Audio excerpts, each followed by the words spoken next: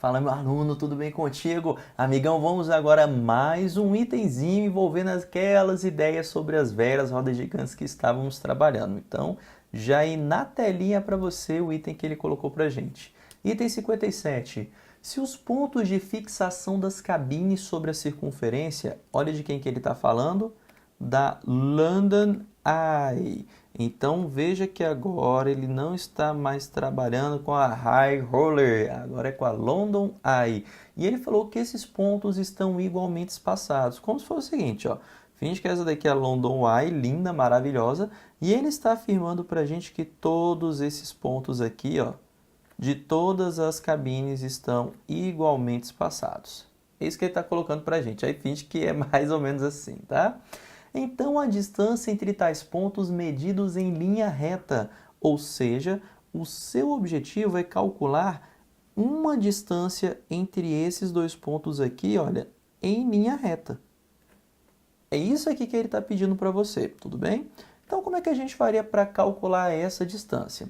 Bem, se você for perceber, a partir do centro desse camarada, a gente pode ligar o raio para esse ponto dessa cabine, por exemplo, do lado esquerdo, e para esse ponto dessa cabine aqui, desculpa, do lado direito, e ligar esse ponto do centro até esse ponto da cabine do lado esquerdo. Com isso, a gente acaba fechando aqui um triângulo que possui dois lados iguais. E como é que é o nome do triângulo que tem dois lados iguais? Isósceles. Sendo esse triângulo isósceles, a gente vai conseguir fazer algumas coisinhas sobre ele para poder encontrar essa distância x aqui que a gente está procurando. Mas vamos a algumas informações. Você concorda comigo que aqui, ó, a gente tem uma volta completa? E uma volta completa equivale a quantos graus? 360, tudo bem? Então, uma volta completa equivale a 360 graus ou 2π, que seria em radianos. Como eu faria para obter este ângulo azul que aparece aqui para mim? Bem, como ele afirmou para a gente no item que entre as cabines temos iguais espaçamentos, então a gente vai pegar esse 360 e esse 2π e dividir em pedaços iguais. Agora, quantas cabines a gente tem nesse camarada da London Eye? Ele afirma para a gente no item. Ele fala que a London Eye, aqui está, esse camarada possui 32 cabines. Opa, show de bola! Então significa que esse camarada aqui vai ser repartido em 32 pedaços iguais. Então teremos 360 dividido em 32 pedaços iguais. Ou melhor, teremos 2π dividido em 32 pedaços iguais. Ao fazer a simplificação, teremos que esse ângulo será de π sobre 16. Fechou essa ideia? Agora eu vou fazer o seguinte, eu vou apagar essa figura e vou trabalhar apenas com o triângulo que vai me ajudar a resolver essa questão. Então, o triângulo que a gente vai precisar para resolver essa questão é esse triângulo isósceles aqui que a gente acabou de desenhar, tudo bem? Deixar esse camarada aqui sem preenchimento, colocar a bordinha branca dele, não deixar amarelinho, né? Deixar um pouco maior essa espessura, pronto, fechou. Agora, desse triângulo aqui que eu acabei de colocar para você, quais informações a gente tem dele? Bem, primeiramente, a gente sabe que isso daqui equivale ao raio, e isso daqui equivale ao raio. A distância que você quer é essa base desse triângulo isósceles que eu estou chamando de x. Além disso, nós temos o valor deste ângulo daqui de cima, que eu estou pintando de laranja. Este ângulo aqui, ele equivale para a gente a π sobre 16. É o valor desse ângulo, obviamente, em radianos. Mas, Pedrinho, a gente tem o valor desse raio? Bem, o raio a gente não tem, mas a gente tem o diâmetro da London Eye. Ele afirma para a gente que o diâmetro equivale a quanto? A 122 metros. Com isso, o raio é metade do diâmetro, ou seja, 61 metros. Show de bola! Então, significa que tanto esse lado esquerdo quanto esse lado direito teremos o valor do raio de 61 metros. Da mesma forma, aqui do lado esquerdo. 61 metros, tudo bem? Então, a partir dessas informações, o nosso objetivo é encontrar a base x desse triângulo. Mas, Pedrinho, como é que eu vou fazer esse negócio? Cara, olha que legal. Vou fazer o seguinte. Eu vou desenhar o que seria a altura desse triângulo isósceles, ok? Então, aqui, ó. Desenhei a altura do triângulo isósceles. Essa altura ficou meio torta aqui. Mas, enfim, acho que é o não, tá certinha. Então, deixa eu deixar ela bem destacada aqui pra gente. Tá aqui, ó, branquinha, bonitinha. Aumentar a espessura dela, vou deixar aqui bem destacada. Pronto. Não tá torto, não. Eu tô torto aqui. Beleza? Então, a gente tem que essa aqui representa a altura desse camarada, desse triângulo isósceles. Bem, se ali a gente tem altura, significa que a altura do triângulo isósceles forma um ângulo de quanto? 90 graus. Só que além da altura do triângulo isósceles formar esse ângulo de 90 graus, ela também divide esse ângulo daqui de cima em duas medidas iguais. Como ele todo vale π sobre 16, a metade de π sobre 16 equivale a quanto para a gente? A π sobre 32, tanto para o lado esquerdo quanto para o lado direito. Olha que legal.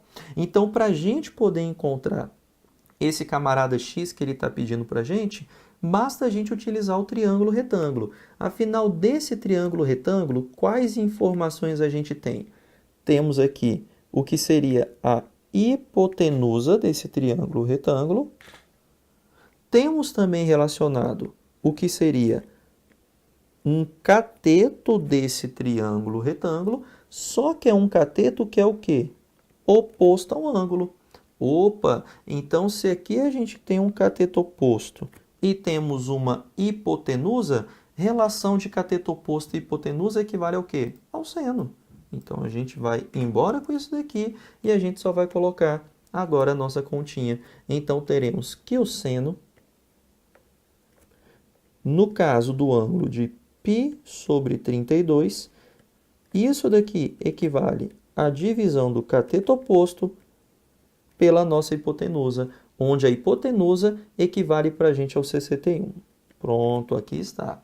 Então, significa que esse cateto oposto que eu estou buscando equivale a 61 vezes o seno de π sobre 32.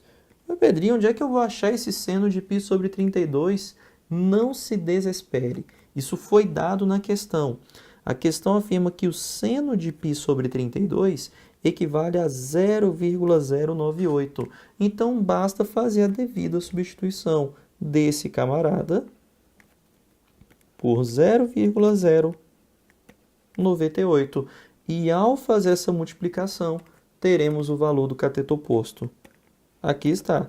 Então, nosso cateto oposto equivale a 61, fazendo a calculadora, óbvio, 61 vezes 0,098. Isso equivale para a gente a 5,978. 5,978 metros, porque a gente está mexendo com metros. Beleza? Eu vou calcular de novo só para ter certeza. 61 vezes 0,098. É 0,098 mesmo, né? É, isso daí. Isso vai ser igual a 5,978 metros. Então, isso daqui equivale para a gente à medida do nosso cateto oposto. Agora, o que seria o x que a gente está buscando? O x que a gente está buscando é 2 vezes esse cateto oposto.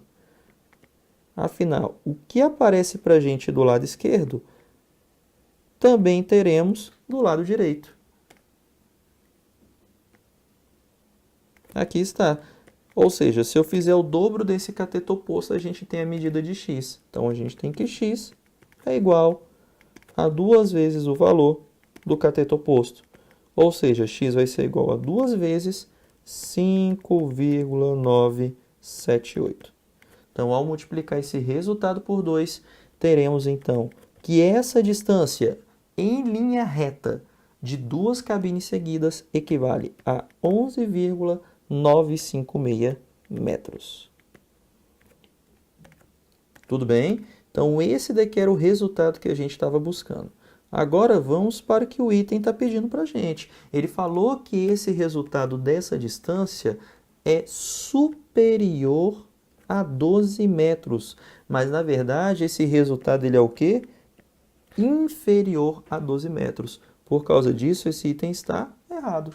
Tudo bem? Então veja que não é nada mais, nada menos que uma questão que envolve da gente a ideia de quê? Trigonometria, seno, cosseno e tangente aplicado de uma forma básica, beleza? De uma forma bem direta, de como calcular seno, como calcular cosseno, como calcular tangente, dentro de um triângulo ou retângulo. É o mais simples que a gente tem. E olha que não foi num triângulo muito difícil, que é o triângulo isósceles que a gente está trabalhando aqui. Agora eu vou ser sincero, a interpretação é difícil. É por isso que dentro de questões de geometria, o que eu sugiro para você? Desenhe. Sempre desenhe dentro de questões de geometria para você entender a situação. Entendendo a situação, meu amigo, aí depois é só aplicar todas aquelas fórmulas que a gente aprende dentro de geometria ou trigonometria no triângulo retângulo. Fechou, amigão? Então com isso a gente finaliza a questão e eu te aguardo no próximo item. Até mais!